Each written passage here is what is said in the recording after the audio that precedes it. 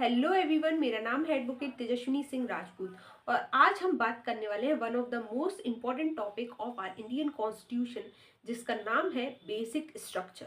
Basic structure होता क्या है?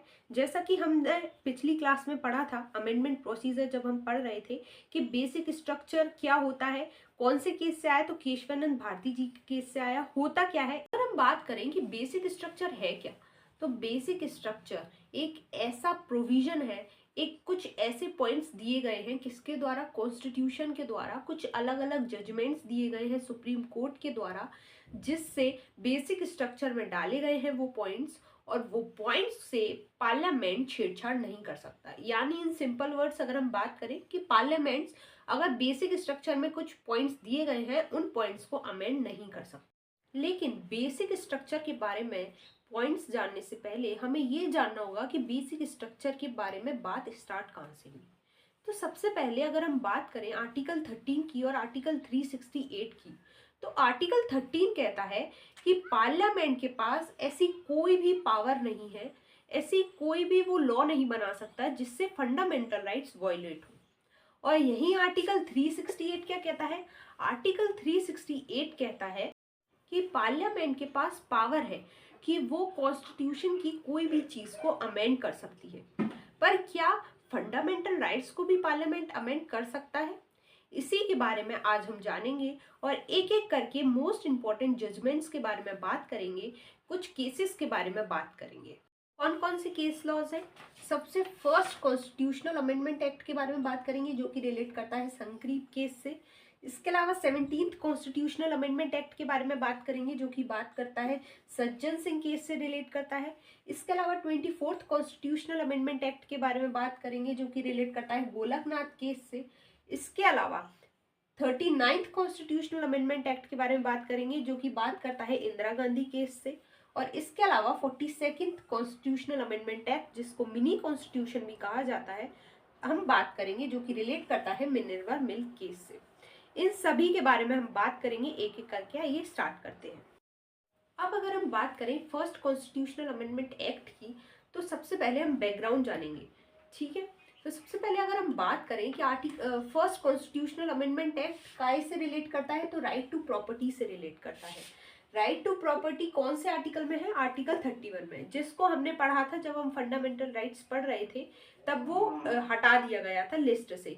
7 लिस्ट दी गई है फंडामेंटल राइट्स में, उसकी लिस्ट से बाहर कर दिया था कौन को? राइट टू प्रॉपर्टी को, जो आता है आर्टिकल 31 में। और उसको डिलीट कर कौन से अमेंडमेंट से किया था? तो 42nd कॉन्स्टिट्यूशनल अमेंडमेंट एक्ट से किया था। देखिए, इंडिया जब आज़ाद हुआ था तो देश में जो लॉ ओनरशिप थी उसके लिए बहुत इनइक्वेलिटी थी। इनइक्वेलिटी मतलब जो भी फार्मर्स थे उनके पास एक तरीके की सिक्योरिटी नहीं थी। तब इंडिपेंडेंट इंडिया की रिवॉल्यूशनरी पॉलिसी की तरह काम आई। क्या काम आई? Evolution of zamindari system. और इस रिफॉर्म के लिए इंडियन नेशनल कांग्रेस ने एक कमेटी सेटअप की। उस कमेटी के चेयरमैन कौन थे? J.C. कोमरप्पा जी। तो इस कमेटी का नाम क्या था? Agrarian reform committee. इसके मेनली 2 ऑब्जेक्टिव्स थे। कौन कौन से? इंक्रीज एग्रीकल्चर प्रोडक्शन, मतलब एग्रीकल्चर प्रोडक्शन को बढ़ाना। इसके अलावा provide equal status and opportunities in rural areas, यानी रूरल एरियाज में इक्वल अपॉर्चुनिटीज और इक्वल स्टेटस मिले, ये करवाना। और इन ऑब्जेक्टिव्स को पूरा करने के लिए क्या हुआ? इन ऑब्जेक्टिव्स को पूरा करने के लिए सीलिंग लिमिट डिसाइड की गई लैंड ओनर्स के लिए। इसका मतलब क्या है कि इंसान कितनी जमीन लेगा, इस पर लिमिट डिसाइड की गई कि कितनी किस हद तक जमीन ले सकता है। इसके बाद फर्स्ट कॉन्स्टिट्यूशनल अमेंडमेंट एक्ट आया और उस एक्ट में क्या क्या ऐड किया गया? तो आर्टिकल 31A ऐड किया गया, आर्टिकल 31B ऐड किया गया और 9th शेड्यूल को ऐड किया।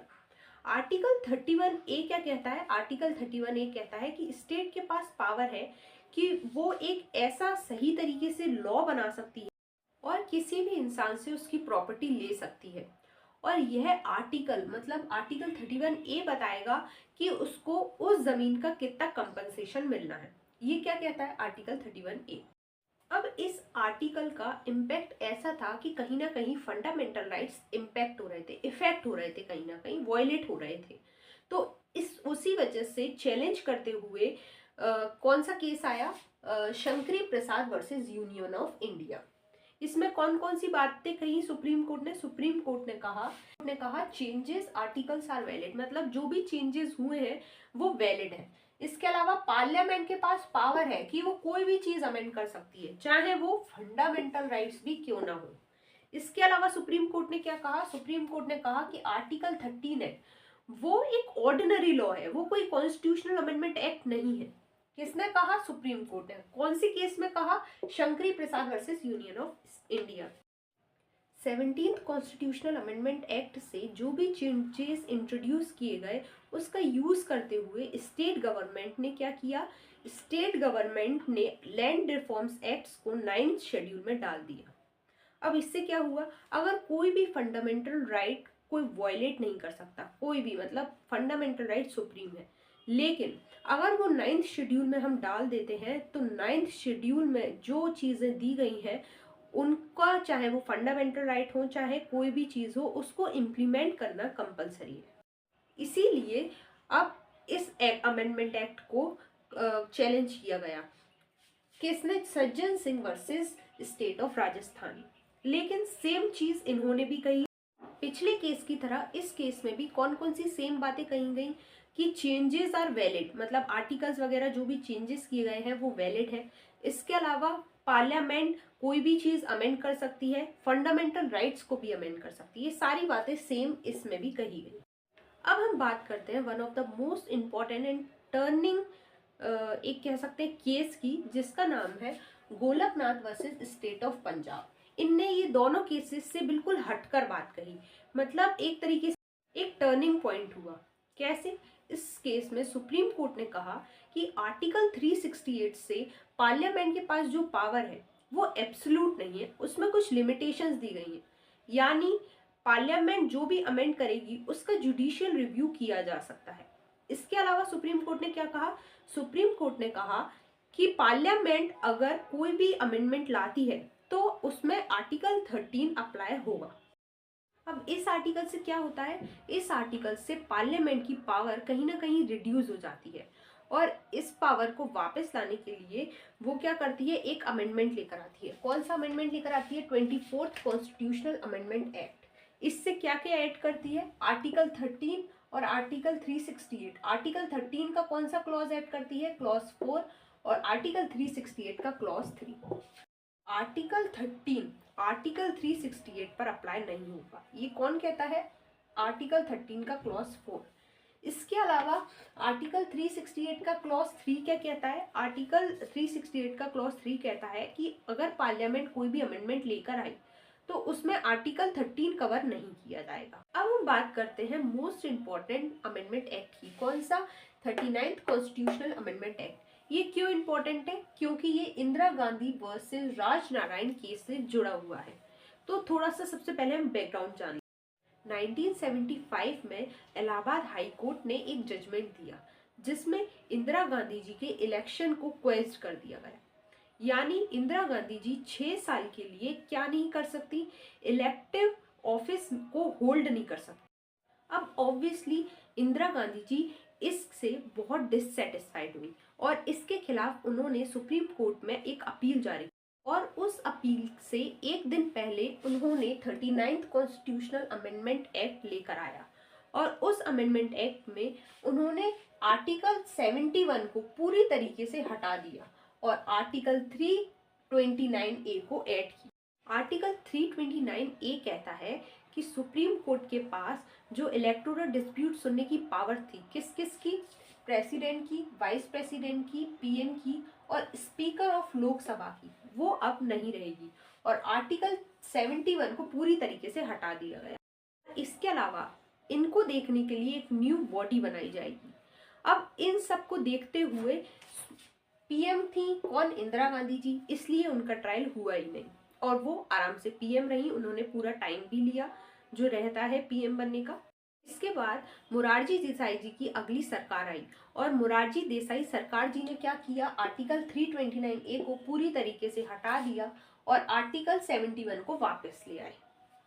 अब हम थोड़ा सा और आगे चलते हैं और बात करते हैं 42nd कॉन्स्टिट्यूशनल अमेंडमेंट एक्ट की, जिसको हम मिनी कॉन्स्टिट्यूशन भी बोलते हैं बिकॉज इसके थ्रू बहुत सारी चीजें अमेंड हुई हैं। ठीक है। अब इससे क्या मेनली आज हम जो पढ़ रहे हैं उससे रिलेटेड कौन सी चीज ऐड हुई है, तो आर्टिकल 31C6 सेक्शन 4 ऐड हुआ है। इसके अलावा आर्टिकल 368 क्लॉज 4 एंड 5 ऐड हुए हैं। क्लॉज 4 क्या कहता है, आर्टिकल 31C का क्लॉज 4 कहता है कि पार्लियामेंट के पास पावर है, अगर वो पार्ट 4 को, पार्ट 4 क्या है, DPSP directive principle of state policy, उसमें कुछ ऐड करना चाहता है और उस अगर वो ऐड कर रहा है और आर्टिकल 3 यानी फंडामेंटल राइट्स का उस प्रोविजन से कुछ वायलेशन हो रहा है, कुछ वायलेट हो रहे हैं फंडामेंटल राइट, तो भी वो उसको ऐड कर सकता है और इसको कोर्ट में चैलेंज नहीं किया जा सकता। इसके अलावा पार्ट 3 यानी फंडामेंटल राइट में किसी भी टाइप का हम अमेंड कर सकते हैं और इसके लिए हम कोर्ट में चैलेंज नहीं कर सकते। आर्टिकल 368 से पार्लियामेंट के पास पावर है कि वो कोई भी चीज को अमेंड कर सकती है, चाहे वो फंडामेंटल राइट्स ही क्यों ना हो। इससे क्या होता है, इससे सुप्रीम कोर्ट का यानी कोर्ट का जुडिशियल रिव्यू की पावर कहीं ना कहीं छिन जाती है। और इस अमेंडमेंट को चैलेंज किया था, किसने चैलेंज किया था, मिनर्वा मिल केस में। मिनर्वा मिल केस को क्या हुआ था, मिनर्वा मिल थी जो, उसको नेशनलाइजेशन कर दिया था और नेशनलाइजेशन करने से गवर्नमेंट ने इनकी मिल ले ली थी। तो इस केस से इस पूरे अमेंडमेंट को पूरी तरीके से इनवैलिड घोषित कर दिया था और सुप्रीम कोर्ट ने 3 न्यू बेसिक स्ट्रक्चर बताए थे। कौन कौन से बेसिक स्ट्रक्चर बताए थे, जुडिशियल रिव्यू की पावर दी थी, इसके अलावा लिमिटेड अमेंडमेंट पावर, मतलब लिमिटेड होनी चाहिए अमेंडमेंट पावर, ये दी थी, और इसके अलावा पार्ट 3 और 4 यानी डीपीएसपी और फंडामेंटल राइट्स में हार्मनी बनी रहनी चाहिए, यानी एक बैलेंस रहना चाहिए, ये कहा था सुप्रीम कोर्ट ने। ये 3 बेसिक स्ट्रक्चर्स दिए थे। ये कुछ केसेस थे जो बेसिक स्ट्रक्चर के लिए बहुत ज़्यादा इंपॉर्टेंट है, और भी बहुत सारे केसेस आए, लेकिन बहुत इंपॉर्टेंट केसेस थे जो मैंने आप लोगों को बताए हैं। इसके अलावा अगर one of the most important case की हम बात करें जिसकी बेसिक स्ट्रक्चर की शुरुआत हुई थी, तो वो है केशवानंद भारती केस। उसमें सुप्रीम कोर्ट ने कहा था कि कॉन्स्टिट्यूशन में कुछ बेसिक राइट्स हैं, कुछ इंपॉर्टेंट राइट्स दिए गए हैं जिनको हम तोड़ मरोड़ नहीं सकते, जिनको हम खत्म नहीं कर सकते। इसलिए उन्होंने कुछ बेसिक स्ट्रक्चर्स दिए, कुछ पॉइंट्स दिए। पॉइंट्स कैसे दिए, कुछ लगभग 20 पॉइंट्स दिए, 20 प्रोविजंस दिए, जिसको हमने बेसिक स्ट्रक्चर नाम दिया। और ये सारी आप लिस्ट देख सकते हैं, ये सारे पॉइंट्स दिए थे 20। और इसके अलावा सुप्रीम कोर्ट ने कहा था कि अगर कोई भी केस आएगा आने वाले समय में, तो वो इसमें और एड ऑन करते चलेंगे समय के हिसाब से, जो भी बेसिक स्ट्रक्चर में लाने लायक होगा उस इनके अलावा भी पॉइंट्स जोड़े जा सकते हैं। अब हम हमारी क्लास को यहीं विराम देते हैं। आई होप आप लोगों को बेसिक स्ट्रक्चर अच्छे से समझ आया होगा, और इसके अलावा केसेस जो भी मैंने आप लोगों को बताए विथ बैकग्राउंड, वो भी आपको अच्छे से समझ आएंगे। मैंने पूरी कोशिश करी है कि आप लोगों को अच्छे से बेसिक स्ट्रक्चर की पूरी फुल डिटेल समझ आए। Thank you so much, keep supporting, और सब्सक्राइब करना नहीं भूलिएगा। इसके अलावा अगला हमारा, अगर हम बात करें कि अगला टॉपिक कौन सा रहेगा, तो हम बात करेंगे पार्लियामेंट्री सिस्टम के बारे में, कि पार्लियामेंट्री सिस्टम एक्चुअली में है क्या, इसके बारे में बात करेंगे। Thank you so much, keep supporting, और लाइक कमेंट जरूर करिएगा, और कमेंट करके अगर कोई भी क्वेरी हो तो आप मुझे बता सकते हैं, अपनी राय भी दे सकते हैं। Thank you so much.